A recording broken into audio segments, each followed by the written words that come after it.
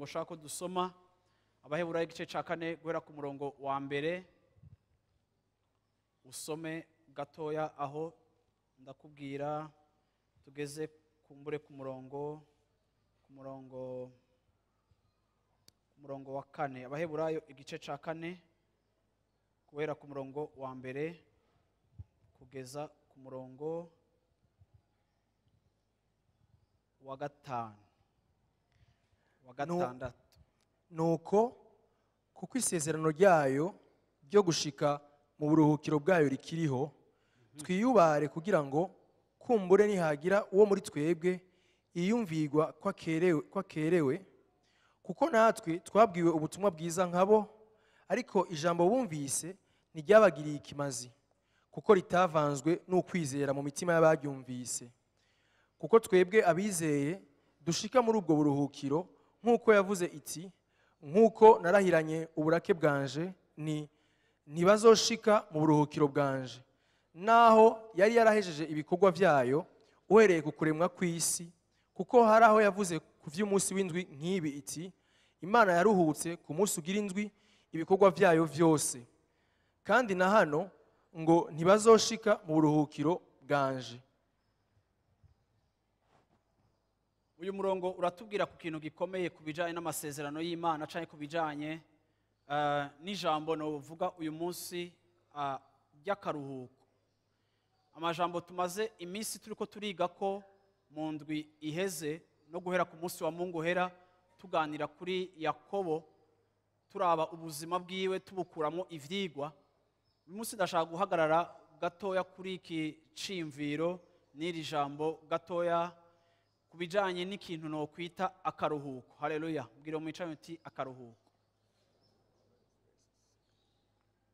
Akaruhuko ni ikintu twese dusobanukiwe. Aha anyu uyu mwanditsi w'Abaheburayo yavuze ko avuga ku karuhuko k'abantu b'Imana, akaruhuko dusanga muri Kristo, akaruhuko twahawe muri Kristo.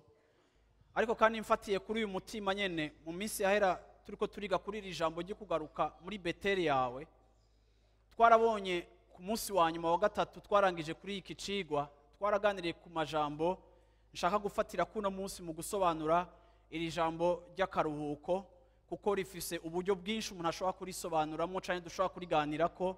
Ariko nkuko mpwemu andongoye ndashaka gufatira ku kintu dukura mu gicapo cyo kwa Yakobo. Igihe twasoma iyi nkuru kandi mwese musanzwe muyize ubuzima bwa Yakobo ingene yivye umugisha Esau, abo twari kumwe ku munsi wa 3 twaravuze turibaza ikibazo.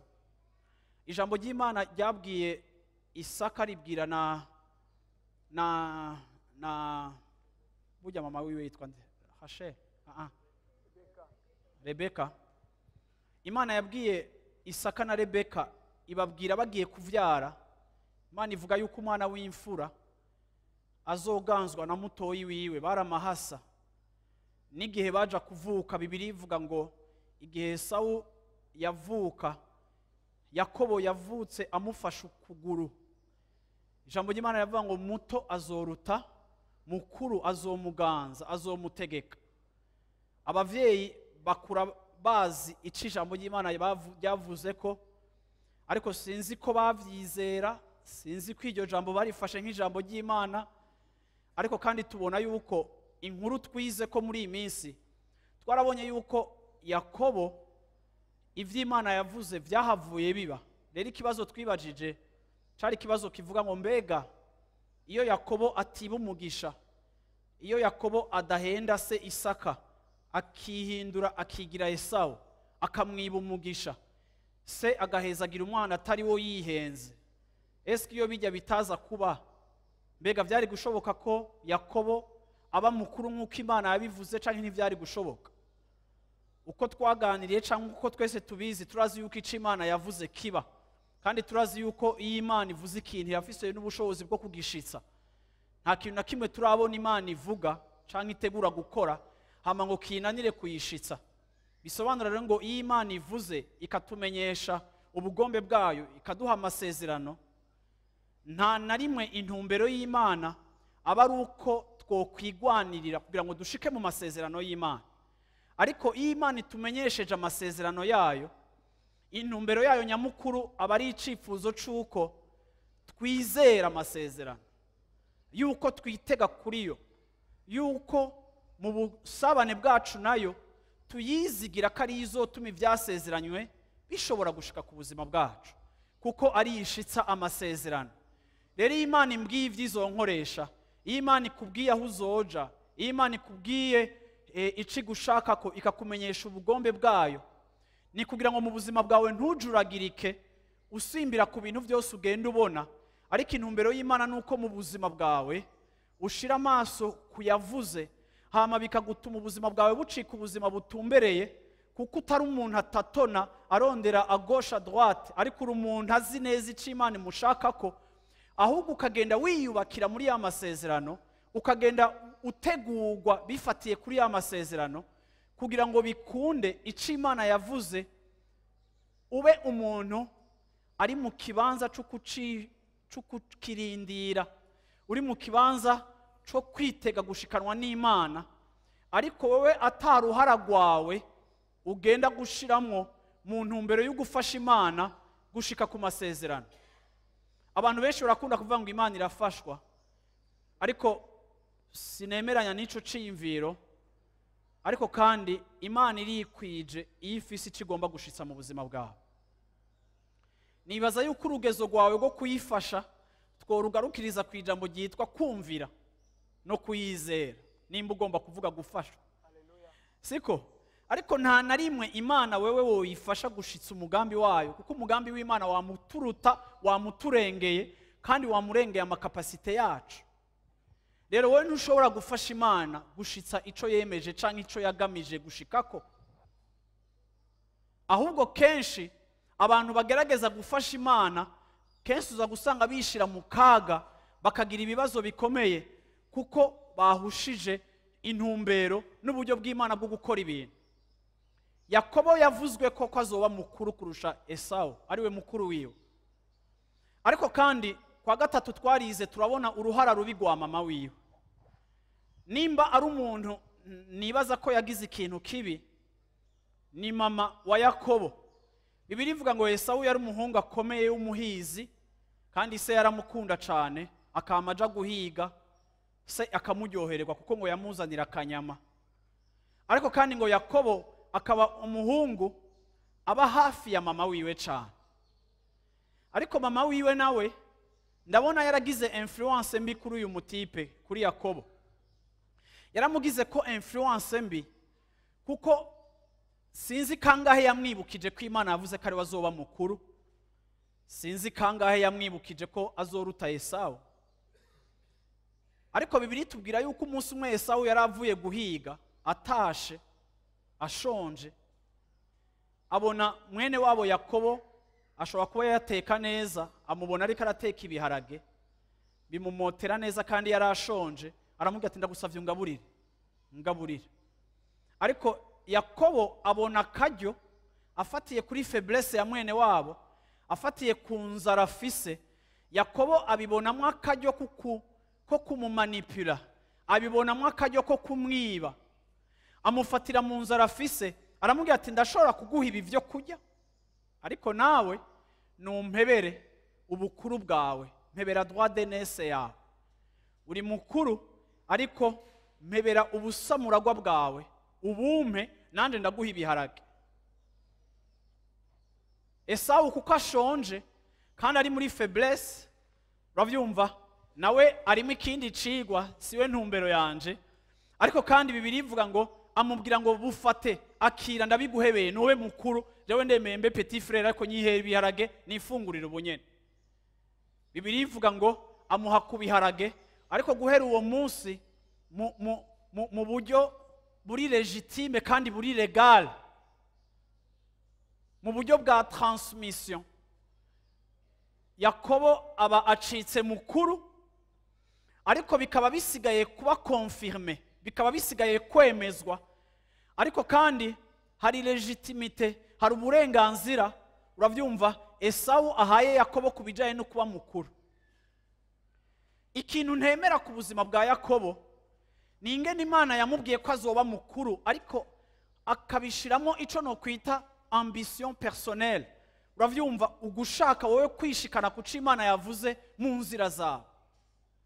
Iyo Imana itubwiye ico ishaka kudutwaramwo, twese turagikunda tukakiryohererwa. Iyo Imana itubwiye amasezerano kubizera, amasezerano yo gutera imbere, amasezerano ya protection, amasezerano ku ruvyaro rwacu, amasezerano ku mibereho yacu, iyo Imana itubwiye amasezerano yayo, twese turayakunda tukayaryohererwa.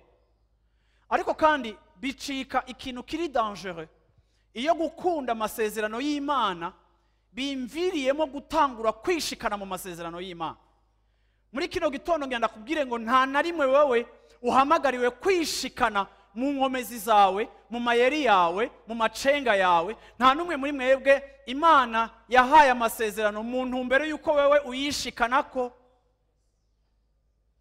Yakobo akubise icenga mwene wabo, amuhaye indya en échange y'umugisha canke y'ubukuru, ikintu kitari ciza.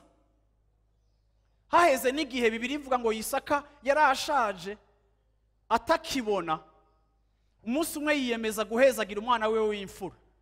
Isaka yarazi ko umwana we w'imfura ari Esawu, nivyo, ariko Bibiri ivuga ngo nyina wa Yakobo amaze kumenya ko Isaka agira atanga umugisha, uyu mumere aza mu matwi y'umuhungu wiwe mutoya, aramubwira ati so wawe agira hezagire, agira atanga umugisha, kandi agiraho umugisha Esawu. Reka rero tugire strategie, reka twige amayeri, reka twige uburyo bwiza bw'ingene papa wawe ahezagira wewe. Atumye Isaka, atumye Esawu kuja kumuzanira akanyama, hama ahejeje kumugaburira amuha umugisha. Bibiliya nayo nivuga ngo mama wiwe amutoza ubwenge, kuko Isaka atakibona, reka duhindure ibintu, reka tumaske ibintu, reka wihindure muri Yakobo, muri Esawu. Esawu afise ubwoya ku mubiri, afise umubiri w'amapwara, reka wewe tukwambike urusato, tukwambike ubwoya bw'igikoko, tubugushireko. Hama uraza kuza kuri papa wawe, turaza kumutekera ka kanyama akunda, hama araza gufungura, hama wowe uce wiposition.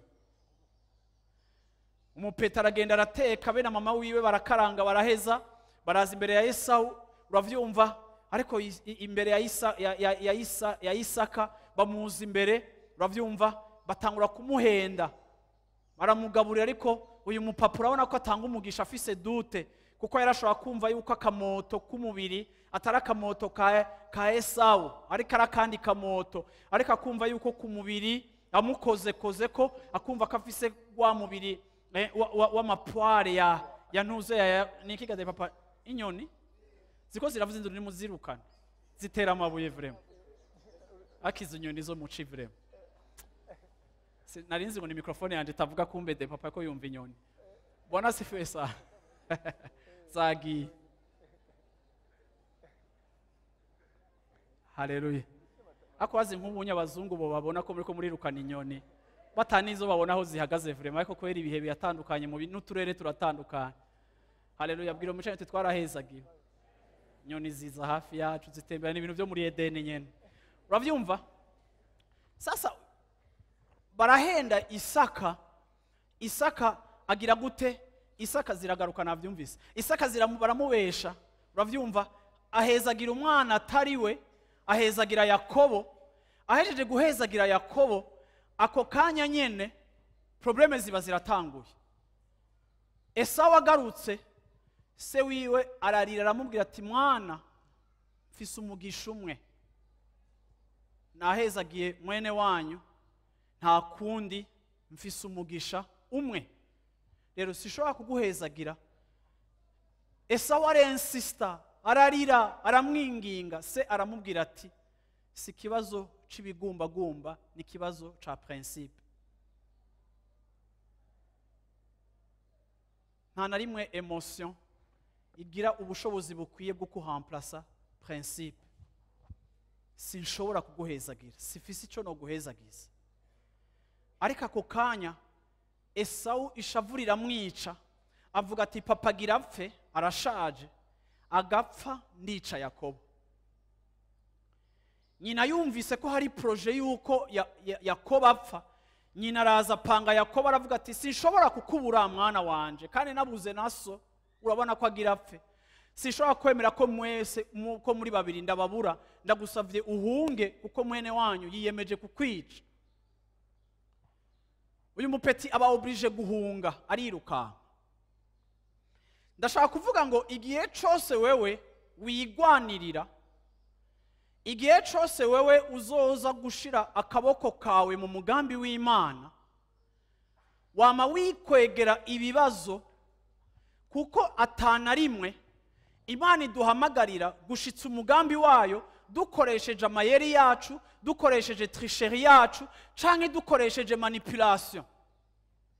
Igihe cyose wishikana ku mugambi w'Imana mu nkomezi zawe, aho wishikanye hazokwama hakuruhisha, kuko ico wishikanye ko ugomba kucimente nako. Ico washitse ko kubera intambara zawe, uzogomba kugiproteja kubera intambara zawe. Ico washitse ko kubera amayeri yawe, uzogomba kugiproteja iminsi yose ukoresheje amayeri yawe. Ico washitse ko kubera, uravyumva, ebana siyuwi, uravyumva, ico washitse ko kubera ubuhinga na malignité, ico washitse ko par le conseil du diable, uzogomba kukimentena par la force du diable. Mu yandi majambo, ngira ndakubwire ngo ugomba gutahura yuko Imana yagusezeraniye, icyo cyose yagusezeraniye, irafise ubushobozi bwo kugigushikanako no kugigushitsako. Wewe umera nk'uwihweza gusa, ukazoshinga intahe, kuko ico ugwanye kugira ngo ugishikeko, nta na rimwe uzopfa ugishingiye intahe Imana nk'iyakigushikanyeko, ariko kizoba ari cashitsweko kubw'inkomezi zawe n'amayeri yawe n'ubwenge bwawe. Niwamara gushika muri yo elevation ishikanyweko n'inkomezi zawe, nta na rimwe témoignage izoba y'Imana, ariko uzokwa muri wa muntu wama wivuga kandi wibona yuko ari wowe wishikana ku bintu, bigatuma mu buzima bwawe, kuko atabrisma canke atakujanjagurika kuhari, nta na rimwe abantu bazobona icubahiro c'Imana mu buzima bwawe, ariko abantu bazoba bamotegwa n'icubahiro cawe mu buzima bwawe, hama bigukwegera isanganya, kuko igihe cose Imana igomba kuba l'auteur et le réalisateur de toute promotion. Yesu ashimwe cyane. Bwana asifiwe sana. Amina. Rero ndashaka kubwira uyu munsi muri kino gitondo ngo Yakobo yaragishobora kuba uhambaye atarinze kugwa mu mutego na conseil mbi ya nyina wiwe. Ndagomba kubahanura abantu b'Imana mwicaye hano muri kino kibanza, kuko iyo tuvuga kuri mama Yakobo, ndashaka kuvuga gatoya ku bantu badufise ko influence. Burya abantu ba mbere bagoye mu buzima kandi bo kubera ko maso, n'abantu badukunda cyane. Mwisi abantu badukunda mu buzima n'abantu bashobora kutugira ko influence mbi igihe batari spirituel. Abantu bagukunda, urukundo ni ikintu celimina ama aspect menshi ya jugement yacu na analyse yacu, ku buryo uzokwa musanga abantu benshi bari faible ku bantu babakunda. Iyo umuntu yamaze kukwereka ko agukunda, uresista gake ku bintu agusaba canke ivyo agutwaramo, kuko yakweretse ko agukunda. Ni bande mumva ico ndiko ndavuga?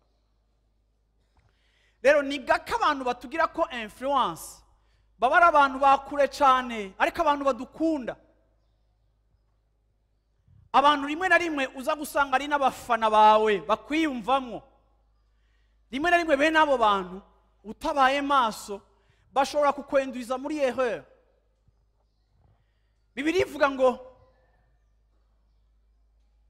nyina yakunda Yakobo, niwe mwana yakunda cyane, ariko naho yamukunda ntiyamuhanze serivisi, kuko yamuteye gukora ikintu cazanye agahinda muri famiye yose. Se apfana agahinda, abana babiri bavukana ari bake babaye divize, imyaka y'ukuyerera n'umwana akunda baye oblige guhunga. Uyu mumere yazanye probleme kubera affection n'urukundo afitiye uyu mwana, ariko kandi uyu mama ni yari afise ukwizera gukwiye ngo agirire confiance Imana, azanamwe akaboko kiwe mu mugambi w'Imana, abikora nabi bikwegera umwana, ariko kandi bishoboka ko uyu mwana yagize réponse ku rukundo na influence nyina mufiseko. Ahantu ngomba kubera amaso ni ku bantu bankunda, uravyumva, kuko ndabagira ko faiblesse yotuma nkora ico bavuze cose naho co batari ic'Imana. Nico gituma ngomba kukubwira ngo ikintu cose wewe wishikanako kizokwama kikuremera kurusha ikintu Imana igushikanako kiguha akaruhuko, niho twita Beteli. Twarabonye ibibanza byo muri Bibiliya, hariho nk'ikibanza citwa Beteli. Yakobo agarutse i Beteli, Imana imaze kumujanjagurika mu briza, Yakobo yararuhutse. Igihe Isaka bamunyanganya bakamutwara amariba yiwe yose, ashitse kw'iriba ririmo amahoro, yagise Rehoboti, Uhoraho anshitse ahiyaguye, Uhoraho l'Éternel m'a mis au large, ahantu h'akaruhuko. Igihe Samueli yabona intsinzi y'Imana ahitwa Imisipa, uravyumva, yarahise Ebenezeri, hari ahantu Imana yabahereye akaruhuko. Turabona ibibanza nk'Irama cyari ikibanza c'akaruhuko kuri Samueli. Bibiliya yuzuyemo ibibanza abantu benshi bagiye baruhukira ahantu kubera ingene bariko barahabonera Imana, bakahabonera différence. Ariko ivyo bibanza vyose nta numwe yabishitseko Imana itabanje kumujanjagura canke kuzana ico no kwita brisement. Iyo tuvuze kujanjagurwa n'Imana, nigihe Imana itumaramwe amanyama yose y'abana b'abantu n'amayeri yacu n'amanipulation yacu no kwigwanira kwacu, ukabona umuntu Imana yamazemwo utwo tuntu twose tw'umubiri, hama bakamwita umuntu amenetse, bakamwita umuntu yajanjaguwe, bakamwita umuntu ari brisé. Kubera ko bamwita umuntu ari brisé, nuko ari umuntu ashika ahantu Imana ikamwigishiriza mu makosa yiwe nka Yakobo. Imana yamara kumwigishiriza mu makosa yiwe rimwe na rimwe, ikamushira ahantu ho kuruhuka, ikamushira ahantu hadasanzwe. Yashika muri ico kibanza akavuga ngo ibi ndiko ndabona biri différent ya bya bindi nikoreye, ariko agacika umuntu ubuzima bwiwe bwahindutse cyane, ameze nka Yakobo. Bibiliya ivuga ngo Yakobo amaze guhura n'Imana yagiye acumbagira. Kujya gucumbagira kukaba ikimenyetso c'umuntu yahuye n'Imana, ikamumaramwo amanyama yiwe yose, ikamumaramwo ivy'umubiri vyari bisanzwe bimurimo, agacika désormais umuntu ari spirituel, umuntu w'impwemu. Nico gituma Yakobo yiswe Israel. Imana imuha izina ry'umuhamagaro, Imana imuha izina ry'impwemu riri différent y'ingene yabaye Yakobo, bisobanura igisuma, bisobanura umubeshi. Imana imuhindurira izina mu guhura nawe, ariko si kubera ari rya joro gusa yahuye nawe, ariko ni kubera irya myaka yamaze ari exploité na Labani, akagenda réaliser ko yakomese erreur, yakoze igafe, yafashe decision mbi. Ijya myaka 20 yamubereye imyaka yo kugarukanwa mu cimviro c'Imana, aho Imana yamujanjaguye. Umunsi yahuye n'Imana iri originale, yaraniganye nayo kugira ngo imuhezagire, kuko yarumva yuko Imana itaguhezagiye naho Isaka yoba yaguhezagiye, bo kwiba umugisha, bo kumerera nabi, wodota 2 fois, kuko umugisha w'umuntu nturamplace w'Imana. Bituma Yakobo agwana kugira ngo aronke umugisha w'Imana, cette fois-ci abe sûr ko ari Imana yamuhezagiye. Ari imaze kumuhezagira ngo agenda acumbagira, kandi acumbagira yitwa Israeli atacitwa Yakobo, kuko Imana imaze kumujanjagura yamutahuje yuko ariyo ituma umuntu ashigwa hejuru atakindi kintu na kimwe. Bwana asifiwe sana. Twese mu buzima bwacu biradushikira kwigwanirira, twese mu buzima bwacu biradushikira gushaka gushema agatushe personnel. Ariko ngenda kubwire ngo ni ibintu bibi vya mbere bibaho, kuko nabivuze ngo ibyo wigwaniriyemo ubandanya kubyigwaniriramwo Imana ikabivamo. Ariko iby'Imana ikugwaniriyemo izokwama ari igwana. Hama nawe ugire gute? Uruhuke. Mbwira umwicaye uti uruhuke. Yesu ashimwe. Uyu mwanditsi w'Abaheburayo avuze ikintu gikomeye kituzana muri ako karuhuko, ariko kweri ijya sahira imbere yanje igira mpoye mu na gato. Umviriza rero, haravuga ngo, nashatse kuvuga ko idakora, aravuga ngo nuko rero twiyubare kubera isezerano ryo kwinjira mu karuhuko rikiriho, ntihagire n'umwe muri mwebwe aboneka yaje atevye. Kubera ubutumwa bwiza twarabumenyeshejwe nk'uko nabone ba kera babumenyeshejwe, ariko ijambo twahawe, ijambo bahawe ntaco ryabamariye, kubera iryo jambo ritasanze ukwizera muri abo bantu baryumvirije. Uyu mwanditsi w'Abaheburayo atwerekanye, adukompara n'abantu bo muri Ancien Testament. Aba yariko atubwira Abisirayeli abagereranya n'ishengero rya kino gihe. Aravuga ngo mwiyubare kuko isezerano ryo gushika mu garuhuko riracahari. Ariko anota ikintu kiri important. Aravuga ngo aba bakera ntibigeze bashika mu karuhuko k'Imana. Barumvise ijambo ryo kubinjiza mu karuhuko nkuko natwe twumvise ijambo, ariko bo bamaze kumva iryo jambo ribinjiza mu karuhuko ka Kristo, ntibigeze bashika mu karuhuko kuko ijambo ryo kuruhuka ritahuriranye n'ukwizera. Mu yandi majambo, iyo ndiko ndavuga ubutumwa nk'uku, nkavuga amajambo nk'uku canke ukumva ijambo ry'Imana canke ukarisoma, haba hariho ibintu bibiri vy'intervena iyo turumva ijambo ry'Imana. Iyo twumva ijambo ry'Imana nk'uko famiye ya Isaka yumvise ko Yakobo azoba mukuru, birasaba yuko abantu bumva ijambo, ariko biranasaba yuko tumaze kumva ijambo, iri jambo rihurirana no mu mutima wacu hariho kwizera. Iyo numvise ijambo ariko iryo jambo ntirihurirane n'ukwizera mu mutima wanje, naho iryo jambo canke iryo sezerano rinyembeza kwinjira mu karuhuko, sinshobora kwinjira mu karuhuko Imana itanga igihe promesse y'akaruhuko idahuriranye n'ukwizera mu mutima wawe. Amasezerano yose y'Imana ni meza, araryoshe, ariko ntaca azokumarira ayo majambo natahurirana mu mutima wawe hariho ukwizera. Reka mvuge ngo ukwizera ni ivu ryiza ku ijambo ryiza waronse canke ku mbuto nziza wahawe. Ukwizera ni ivu ryiza. Ivu ryiza rirakipinga semence, rikayikuza, rikayivanamo ikintu kiri profitable. Ariko ivu ribi naho riha semence nziza, ijya semence iraza kuma kuko ni ribi, iryo vu ni ribi, ariko imbuto ni nziza. Rero mwese ngaho uko mwicaye kubijanye n'amasezerano y'Imana dufise nk'abizera, kumva ni kimwe, ariko kwizera ico twumvise ni yindi etape, ni kindi kintu. Rero ngo aba ntibashoboye kwinjira mu karuhuko kuko ijambo bahawe ritavanzwe, ritahuriranye no kwizera. Mbwira umwicaye uti kwizera, vraiment kwizera kwe. Haleluya, amina. Nuko rero twebwe abizeye, umurongo wa 3, twinjira mu karuhuko nk'uko byavuzwe ngo nararahiye mu ishavu ryanje ngo ntibazokwinjira mu karuhuko. Ivyo abivuga, urabona, naho ibikorwa vyabo vyiwe byari byaraheze kuva isi itararema. Muribuka Abisirayeli igihe bagenda gutata igihugu c'isezerano, muribuka yuko hagiye abaserukira imiryango 12, ariko bamwe baragarutse batanga inkuru nziza yuko kijya gihugu Imana izokibaha kuko bari bafise ukwizera iyavuze. Muriko muranyumva neza? Ariko turafise iyindi miryango 10 yaserukiwe n'abantu bobo baje bavuga ati nibara ntituzopfa dushoboye guposeda hajya ahantu.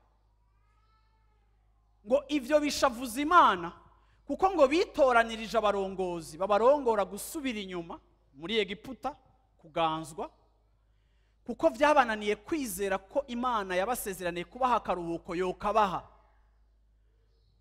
Ngo bituma Imana irahira ngo ntibazopfa binjiye mu karuhuko kanje. Icatumye Imana ivuga ngo aba bantu ntibazopfa binjiye mu karuhuko kanje, murabizi yuko murajya amashapitre, muravyibuka mwese, murabizi yuko Bibiri ivuga ko muri iyo myaka 40 bajya abantu bose ijya generation yarahapfiriye. Muri kijya gihugu hashika abana bashasha babo bavyawe na Yosuwa na Karebu.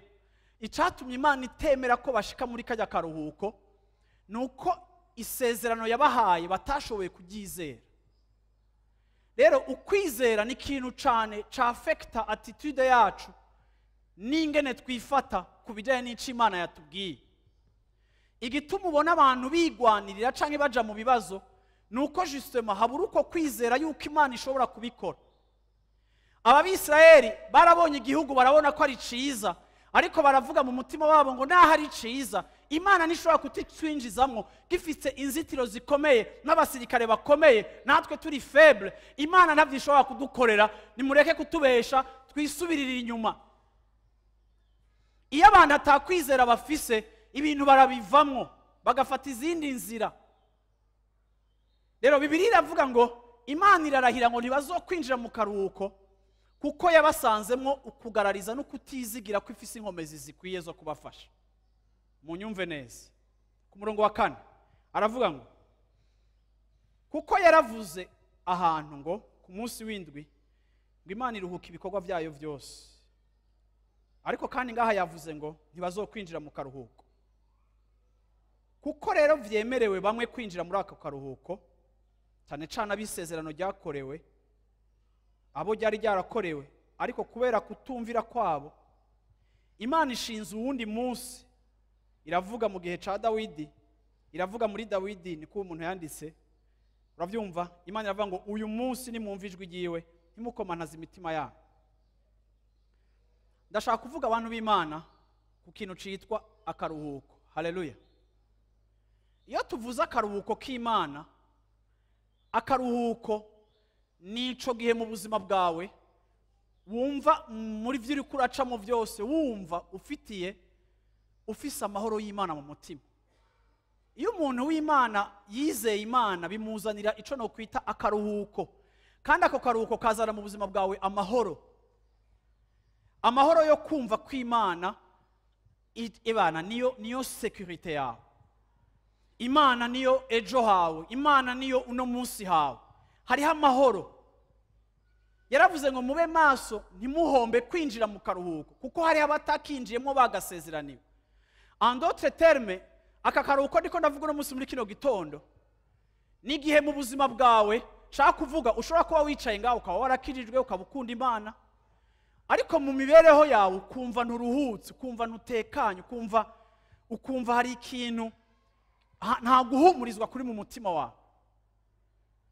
Ariko waza kuraba kubereka ataguhumurizwa kuri mu mutima wawe, nukuri kuraraba ku ma impossibilité, uri kuraraba ku bintu byinshi bidashoboka, bikakuzana mwugora uhagarara.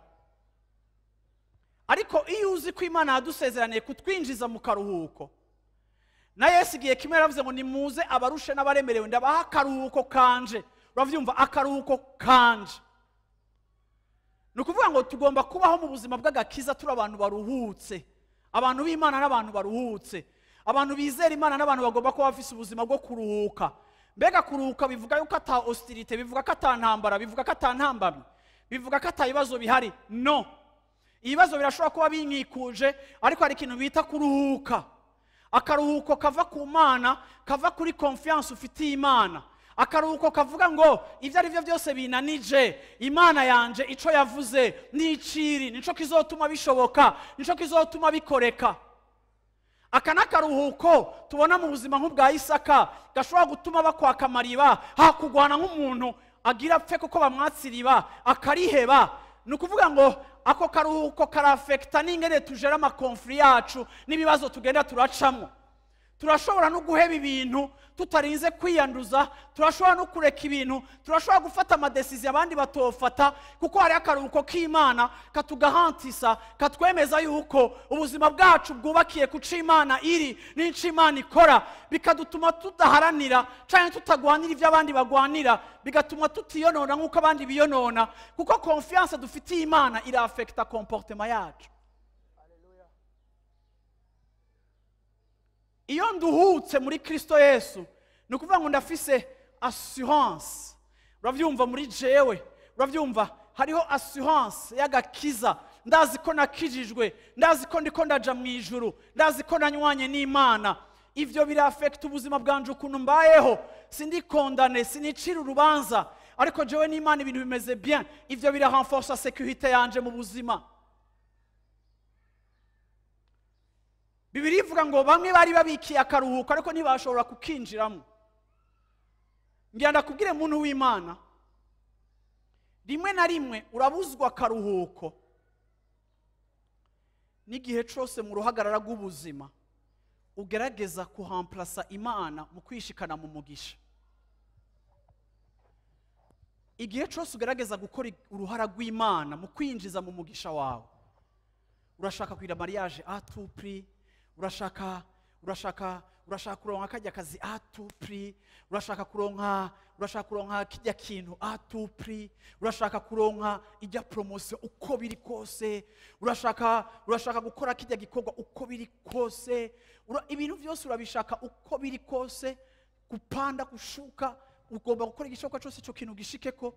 Bantu b'Imana, ivyo biragutwara akaruhuko, kuko kuruhuka bisobanura kwizigira Imana no kugira confiance. Hama Imana igakora ibintu mu buryo bwayo. Hama Imana iriko irakora ibintu mu buryo bwayo, irashobora kugutevya, birashobora kugira gute, ariko Imana iriko irakora ibintu mu buryo bwayo. Ugenda ubona ubishikako, kandi bamara no kubishikako bakaza bakabwira ngo hewe, ngurana yuko kajya ngijya kontra wayironse, ngo hari abantu ko barakugwanya, ngo tangurugire contact, hari abantu ko barakugwanya, nawe ngo niwiyegereze nakarondera naka na wowe ijya kontra uyironke nani. Hari abantu bariko barayirondera, ukazonye umuntu buno nyene wewe warashinze intaye ko ari Imana yayiguhaye, sivyo? Siko watubwiye? Kandi by'ukuri Imana yaraje baragusanga ahantu mu ikorosi atanumwe agiye, ntiwagiye no guhiganwa. Abantu baraza barakuvuga ati wewe twarumvise iki kintu gikora neza, akiri kontra. Umaze kuyikora igiceri kirinjira, hageze ku ya kabiri baraza bavuga cyangwa utaravye neza yashara abantu bagira bayitware. Bagaca baguha imitwe rero.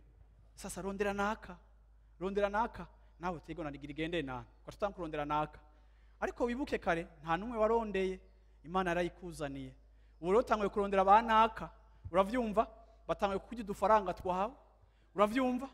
Ariko kandi uravyumva, nta na garanti ufise wamara no gutanga udufaranga twawe, banaka bakanayigutwara, wagaruka gusenga Imana ngo Mana ni wawe yimpaye, ugaca wumva wenye n'isoni ati Imana, ukamenga Imana iricaye ahantu iri kuri plage iri kirakuraba. Nije nayiguhaye. Yego Mana ni wowe wayimpaye. Nayiguhaye gute? Uribuka hano wankuye ni wowe wayimpaye. None ejo ko wagiye gukubita imipira yawe yo hejuru wigwanirira, kandi ari je nari nayiguhaye, ninde yagutumye hajya? Urabanyabyaha twavukiye mu caha. Aca blage. Uravyumva? Nimba wavuye mu kwizera, genda ubandanye wigwanirire, genda ugwane. Urafise ama biceps, ariko wowe utanguye kugwana, je ndavamwo, ariko wowe wavuyemo, jewe ndagwana, nuko jewe meze. Haleluya. Haleluya. Nta kintu kiruhisha nk'ikintu wishikanyeko, uzosaza ugiproteje. Ariko ikintu Imana yagushikanyeko izogiproteje. N'igihe uzokumva umengo ugira wigwanirire, uragarukanwa n'ijwi rya mpemureka ngo mbe kuribuka kaje ndahagushikanye, ugaca utekana. Abantu bakimvira igituma utekereje, abantu bakazi igituma uremye, bakibaza kuri bona utazi ibintu, bakabona vyaciyemo, bagatanga vuga ngo araraguza. Oya, reka gutuka abantu ngo bararaguza, ntaraguza. Ariko kandi yizeye Imana yiwe, hama Imana yiwe iramugwanirira. Reka kumucafuza no kumwanduza. Kuko muze murabe muri iyi si, iyo umuntu ari muri Rehoboti yiwe canke akaba muri Beteli yiwe akagira efficacité, abantu baramucafuza bakavuga ngo nimubona ko yambaye ibirato vyera, nimubona ko yamafise akantu araraguza. Oya, abantu nta kindi baza atari kuraguza, ntibaramenya Imana. Ariko iyi Imana ikugwanirira, yo haleluya, abantu bazokwita amazina yose, bazovuga ko ukorana n'abadayimoni, ariko iyi Imana ikugwanirira niyo yonyene izikabikora, kandi akaba ariyo yonyine ibikomeza. Hama nawe ugasinzira, kuko atana kimwe wewe ubereye umunyezamu, ariko abamarayika b'Imana nibo banyezamu.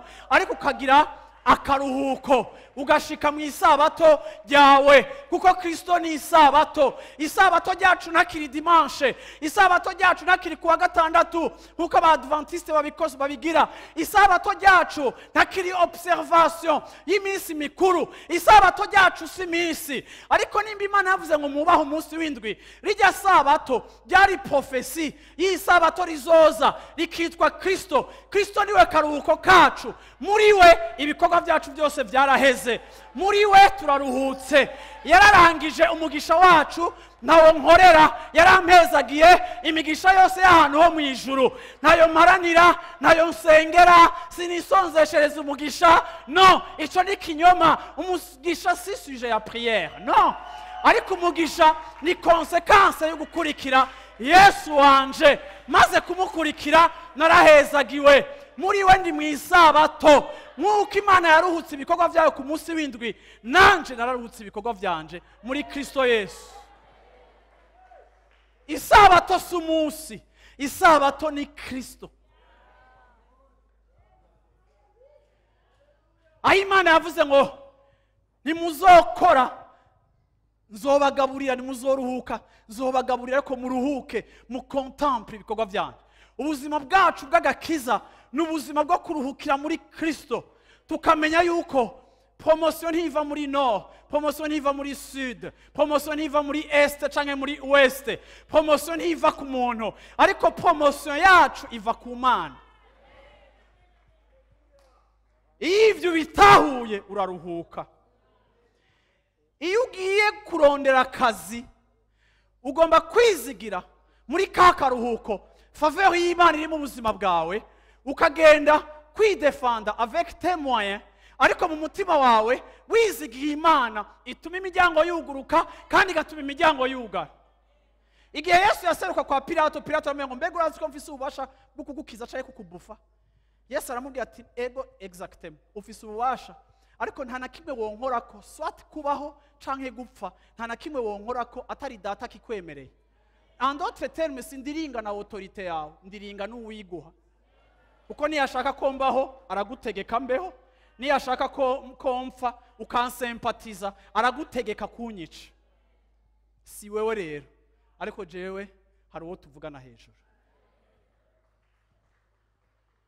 Abantu benshi babayeho ubuzima bubi bwo kuruha bakijijwe, kuko badatahura yuko intambuko zacu zose zukuja imbere zigomba kuba orchestre n'Imana.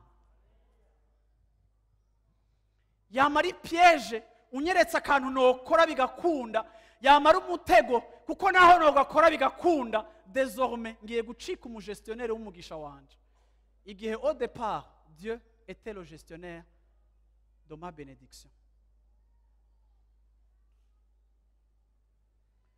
Ndagomba kurangiriza muri Juges chapitre 9. Hariho umurongozi yitwa Abimeleki. N'umurongozi ubiravye yari afise amatara, yari umuntu azi kuvuga, yari umucommunicateur mwiza, ariko kandi akaba ari mu bahungu ba Gideon. Gideon yari yapfuye, hagomba kuba umuhamplasa nk'umujuje muri Israel. Uyu mugabo arazi kuvuga, uyu mugabo ni umuorateur ari efficace.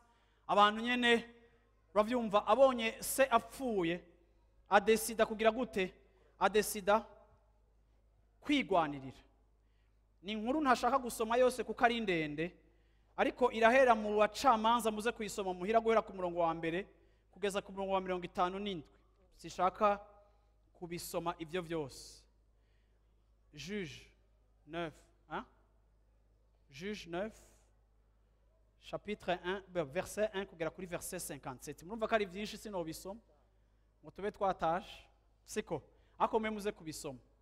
Ariko kandi se w'uyu muhungu yitwa Gideon amaze gupfa, uwo muhungu atangura kwaspira kuramplasa papa wiwe.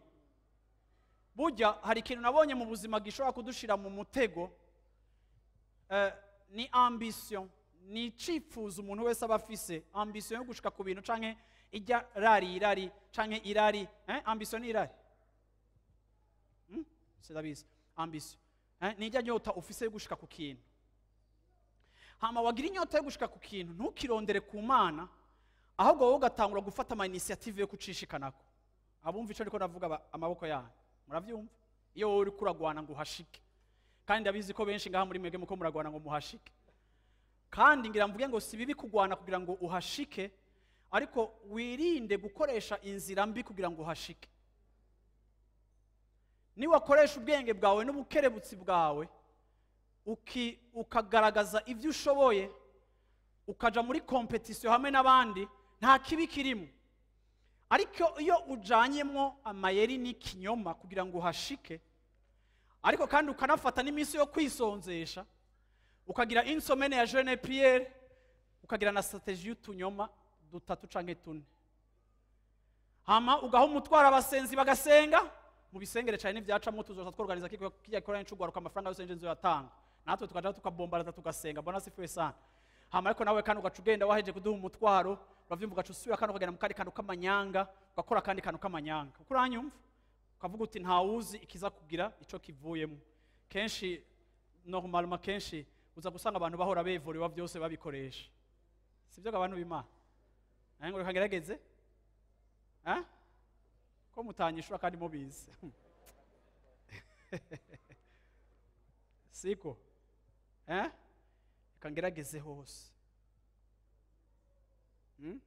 Juges verset 9, verset 4, chapitre 9 verset 4. Bamuha intete z'ifeza 70 bakuye mu ngoro ya Bayali Beriti. Okay, kusava. Naho nye. Bamuha intete z'ifeza 70 bakuye mu ngoro ya Bayali Beriti. Abimeleki azihera abantu b'imburakimazi kandi binshirukanya bagendana nawe, aja iwabo iyo fura yica bene se aribo bene Yerubayali, abakerera kwibuye rimwe. Ariko Yotamu umuhererezi wa Yerubayali ararokoka kuko yaciye yinyegeza. Maze abantu bose b'Ishekemu bakoranira hamwe n'ab'inzu ya Milo bose baja kwimikira Abimeleki munsi y'igiti c'umweroni cari mu gitabo Ishekemu. Uyu muhungu rero yaraje ahamagara igihugu cose, abaha akarorero. Biboneka yuko bene wabo bashika 70, bari 70. Rero aramobiliza Israeli, yabaza ati ko mubona bishoboka yuko vraiment mutwagwa n'abana 70 tuvukana tubatwara turi 70. Aramobiliza abana babateka, kweri we n'udutware, we ni wo ukwiye kudutwara, nta bantu 70 bo dutwara. Uwo ni Abimeleki. Aheje kugira propaganda, aheje kugira gute? Ariko kandi muri iki gihe caba aba bantu uko uravyumva byari bifise ukuntu baza no gutwara, kandi nase mu kumuhamagara n'Imana yamuhamagaye, ariko uyu muhungu aritanze bene wabo, arigwaniriye kugira ngo ashike hajya hantu. Bibiliya ivuga ngo bahejeje kumubwira ngo we n'udutware n'udutegeke. Usome kuri iyi mirongo, usome nka urashobora kunsomera verset 22. Nuko Abimeleki amara imyaka 3 ariwe aganza Abisirayeli. Maze Imana irungika impwemu mbi yo guteranya Abimeleki n'abantu b'Ishekemu. Nuko ab'Ishekemu bajyaruka Abimeleki kugira ngo asubirizwe mu nkoko agatikizo yatikije bene Yerubayali 70, kandi ngo amaraso yabo akore Abimeleki nyene kubica, akore n'abantu b'Ishekemu bafatanije nawe aho yica bene se. Urabona uyu mutipe murumva ko aragwana, baremera kumutora kugira ngo atware Israeli. Ariko ikintu camushikiye amaze gutwara Israeli, yigwaniriye muri ubwo buryo, imbere yo kurangiza intambara yiwe, amaze kumobiliza abantu bose inyuma yiwe. Ndashaka gushimikira kuri kino kintu, kuko hari igihe ubona opinion y'abantu benshi bari mu ruhande rwawe. Hari igihe ubona wakonvensa abantu bose bakaba mu ruhande rwawe. Ariko hari ikintu Imana yanyigishije, igihe cyose wowe uri kurigwanirira, abo nyene bagushigikiye ejo barashobora kuguhindukirira, nespa? Sivyo? Kuko ugomba guforce ibintu. Uyu muhungu muri ambition yiwe Bibiri ivuga ngo yahamagaye bene wabo 70 bose abica publiquement. Sinzi uko mubona, wazi gufata tes frères 70 bose ukabica. Bibiri ivuga ngo hariho kamwe kagahererezi kamucitse gaca kagenda ku misozi, nakone kageze ku musozi karasemerera kuri Israeli yose, aravuga ngo hello, ubu mwebwe mutoye Abimeleki ngo babere umwami. Uyu mupeta aratangura abaha akarorero ati ibiti byo mu ishamba umunsi umwe byaragiye inama ngo dutore umwami. Uyu mupeta atangura rero kubacira uyu mugani w'ibiti byatoye umwami. Muribuka umwami byatoye bijya biti amahwa ica amahwa nico cahavuye gitegeka. Uravyumva, ibindi byose ntibyashatse kuba umwami, ariko ibiti byose byo mu ishamba finalma byahavuye bitora amahwa. Kandi murumva namwe kuganzwa n'amahwa no kuganzwa n'amahwa. Uravyumva, uyu mupeti ku musozi rero karabaho ico gicapo asemerera. Bibiri ivuga ngo Abimeleki aba umwami kuri Israeli, ariko kandi ari mu bami ba mbere ba Israeli batwaye imyaka mike. Usomye chapitre ikurikira uwumuhamplasa atwara imyaka 23, ariko Abimeleki yatwaye gusa imyaka 3 Imana icira mwica, ngo kuko Imana yashatse kumuhora amaraso ya bene wabo yasheshe muri ya nyota afise yo kwiteza imbere no kwishikana ahantu. Aho ugomba kwishikana ahantu ukekraza amaprincipe yose, ugasesa amaraso y'abantu, ukagirira n'aba abantu, ugashira abantu mu makomplo, ugatwara amafaranga y'imfuvyi ureze, ukiba ubutunzi bw'abantu ujejwe, ukagirira n'aba abantu, ugahonyora abantu, ukaba ufise position iri hejuru, ariko warateranije abantu bose, abandi warabaponze, abandi warabafungishije. Ego biboneka ko washitse ahantu, ariko wahashitse wononye vyinshi, kuko utari ufitiye confiance Imana enough kugira ngo wizere yuko yoyo hagushikana. Kandi wibajije yuko kumbure nico gituma wagiye muri iyo ngwano, kandi buri munsi wa muri ubwo bwoba, kuko nta karuhuko ufise, kuko atakwizera kwabaye mu mutima wawe ngo wizigira Imana itanga promotion. Waravyishikanye ko et voilà tu es fatigué. Raba Salomo yaravuze ikintu gikomeye amaze kubona atunze, nta kintu kibabaje nko kubona ugiye gupfa udafise héritier.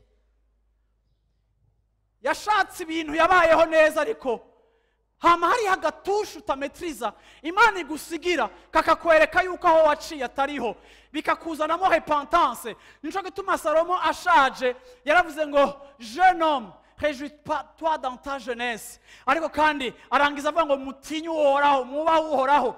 Uwo n'umwami yari yarakinishije ubuzima, ariko yarangije ubuzima ari brise, kuko yabonye yuko hari fin de la journée wokubita amakorosi abantu bose, ako ntushobora gukubita ikorosi Imana. Ahubwo Imana yigira umupartenaire, ntuyigira umwansi mu kintu uri kurajamo.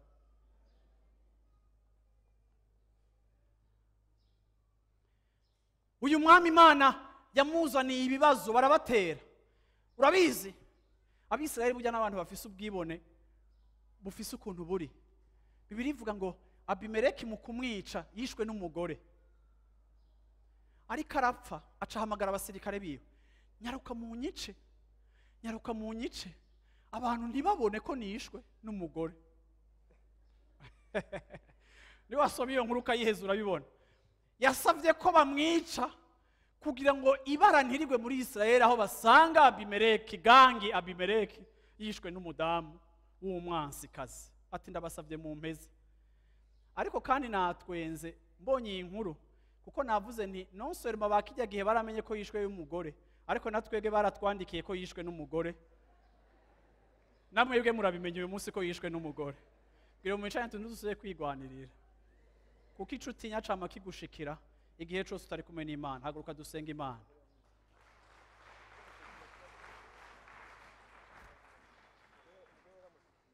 Tugomba kuruhuka bikwiye no kwizigira Imana.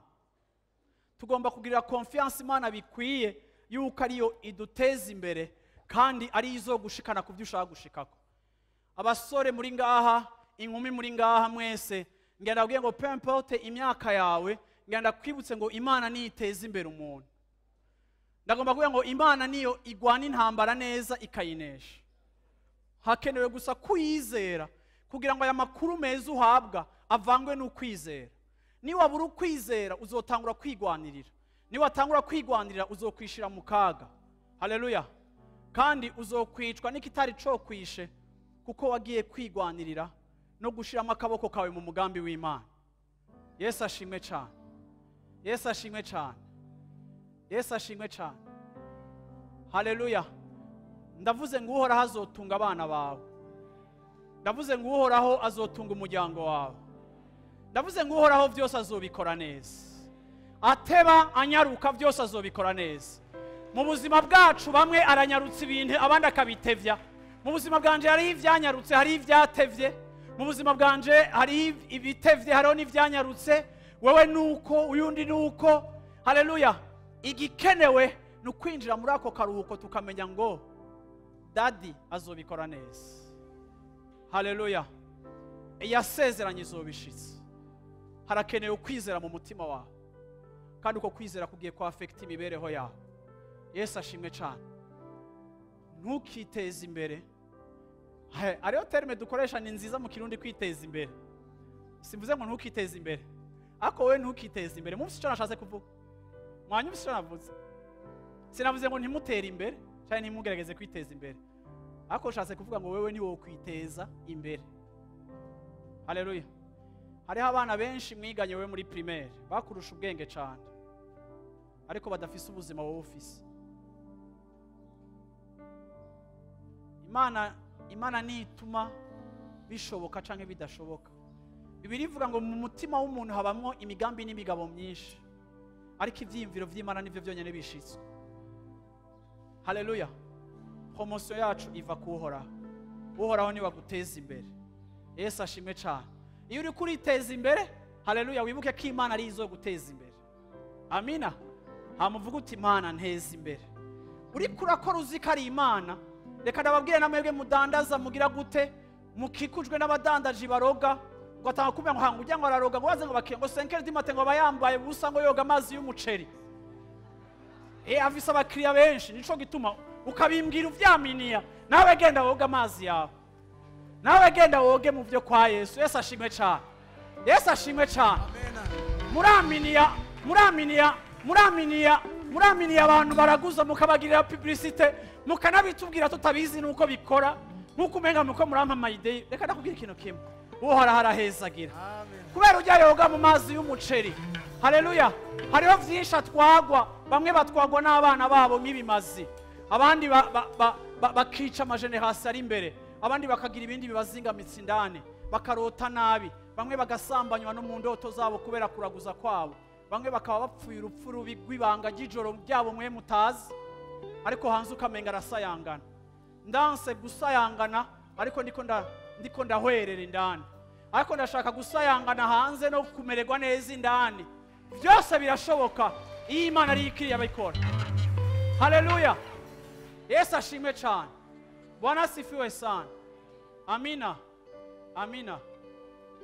Ntukigwanirire, ariko ureke uhoraho kugwanirire, azobikora neza cyane.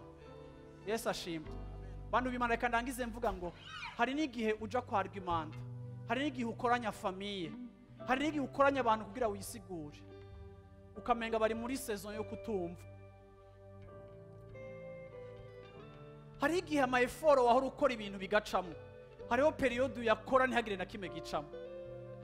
Nimwige kumenya iyo ibintu byanze, nimwige kumenya icibana rikirababarira, hama mwige kuruhukira muri Kristo ari we sabato ryanyu, muruhuke ibikorwa vyanyu kuko mwizeye ibikorwa vy'Imana. Hama mubwire ngo Mana bikore wewe, hama urabe ingene bikora, hama abantu bakaza bakubwira ngo mbega kutadusiguriye ngo rega niwe wari ufise raison, nawe ugacutwenga ukavuga ati ntivyari bikenewe. Hariho ari karabinkorera kandi ajustifia neza, yarabinkoreye mu buryo bwiza. Haleluya. Haleluya. Iyo utameze uko nta karuhuko ka Kristo utambukiramo. Ndarangije vuga ngo akaruhuko k'Imana kabe ku buzima bwanyu. Mu byo muri ko murarondera byose, byo mushaka gushaka byose, akaruhuko k'Imana kabe mu mutima wanyu. Mu ntambara zacu habemo akaruhuko, mu ntambara zacu habemo louange na adoration, mu ntambara zacu habemo célébration. Bakubwira ngo mbega nubona ko bikomeye, uvuga utego birakomeye, ariko je célèbre. Haleluya. Je célèbre au milieu de la tempête, ariko je célèbre kubera iki kuko ndafitiye confiance uri karangwanira muri we ndaruhuze. Haleluya, haleluya, haleluya.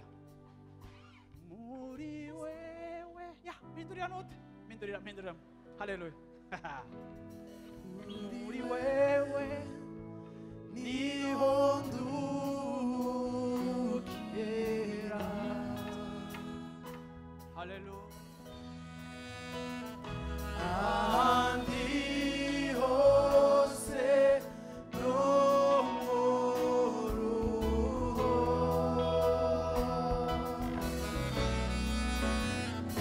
no kuvako hauande wari wewe unezero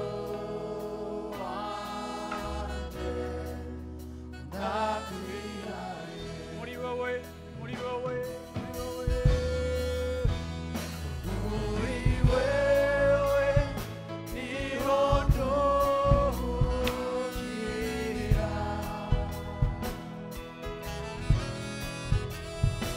Ahandi hose no muruho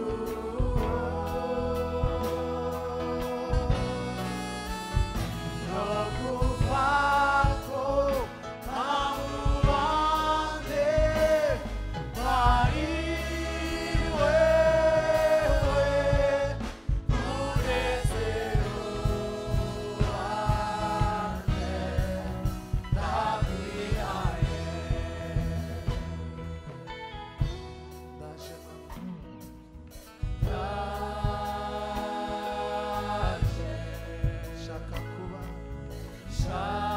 Shaka kuba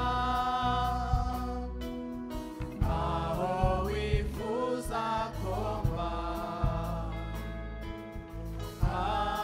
aho niho ndongera kuruhuka. Ndaje mwami, ndaje mwami, ndaje umutima wanje, umutima wacura kunyotewe ndakwihaye.